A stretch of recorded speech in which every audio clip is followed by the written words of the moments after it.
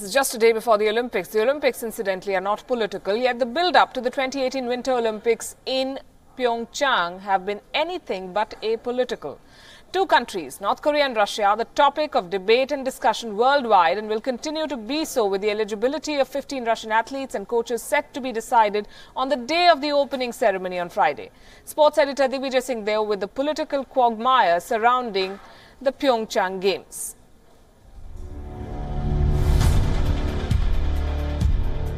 International Olympic Committee President Thomas Bach signing the truce mural at the Athletes' Village in Pyeongchang a few days back. An Olympic truce dates back to ancient times, but the IOC is at war even as the countdown begins for the opening ceremony. Given the special circumstances, the time and place of these Olympic Winter Games, it should be clear for everyone why this Olympic truce is as relevant today as it was in ancient times. Peace and friendship are important words, especially with North Korea agreeing to participate at Pyeongchang at the last minute.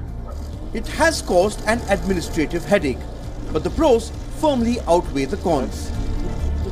The two Koreas, North and South, divided by decades of animosity, will march together at the opening ceremony. There is even a unified ice hockey team that will compete at the Games. But the politics isn't far away. US Vice President Mike Pence will be at the Games alongside the sister of North Korean dictator Kim Jong-un and North Korea's nominal head of state, Kim Jong-nam.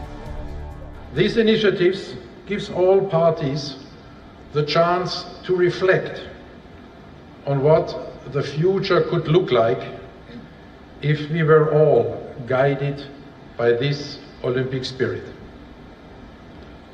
But Korea's journey does not end here.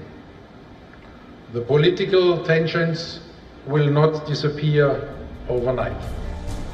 Political symbolism, though, can't be wished away. The IOC finds itself in a quagmire over the presence of Russian athletes at the Games. The IOC banned Russia for state-sponsored doping at the last Olympics in Sochi, but allowed 168 Russian athletes to participate as neutrals. Their delayed response against state-sponsored doping in Russia was made a mockery of by the Court of Arbitration for Sport, which overturned the life ban on 28 Russian athletes to worldwide condemnation. But I still don't think that the rest of us clean athletes should have to pay for that. We shouldn't be penalized and be racing and competing against someone who does have all this evidence against them. So I was shocked when the appeal went through, and I'm very disappointed that the people making these decisions came to the conclusions they did. The IOC has stood firm by not allowing any of the feared athletes an entry for the Games. 15 of those athletes have filed an appeal with CAS, joining 32 others who have appealed their exclusion. The IOC says the CAS judgment is flawed, but the Russians are going for the jugular. There are other courts. CAS itself can now make a decision about the sportsmen and women whose bans were overturned by CAS and who were not invited to the Olympic Games by IOC. After all, IOC is not a private enterprise. I was under the impression 4 years ago that it is a prominent sport organization, but now I have serious doubts about it. CAS has announced that they will rule on the appeals on Friday, hours before the opening ceremony.